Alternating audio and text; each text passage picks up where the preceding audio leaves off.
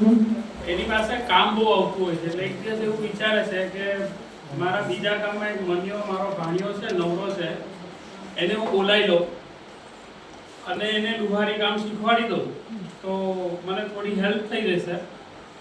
અને મારું કામ ઈઝી થઈ જશે એટલે મનિયાને બોલાવે છે એના ઘરે અને મનિયાને ટ્રેન કરે છે કે જો આ સળિયો હું તપાવું છું પછી એરણ પર મૂકું છું અને પછી હું જેવું માથું ધૂણાવ ને એટલે તારે આ ઘણ ઉઠાવીને મારવાનું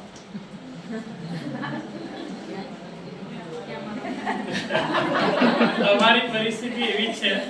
તમે જે પરિસ્થિતિમાં કામ કરો છો કમ્યુનિકેશન ગેપ જરાક પણ થાય તો ઘણ તમારા માથે જ છે તમે જ્યારે પણ ગરમી છે ઠંડી છે વરસાદ છે તો તમારી સ્કિલ કમ્યુનિકેશનની બહુ પાવરફુલ એક્સપેક્ટેડ છે પબ્લિકમાં તો જ્યારે પણ કમ્યુનિકેશન કરો તો બહુ શાર્પ કમ્યુનિકેશન કરવાનું અધરવાઇઝ સારું કરવામાં ગણ તમારા માથે ના પડે એનું ધ્યાન રાખવાનું થેન્ક યુ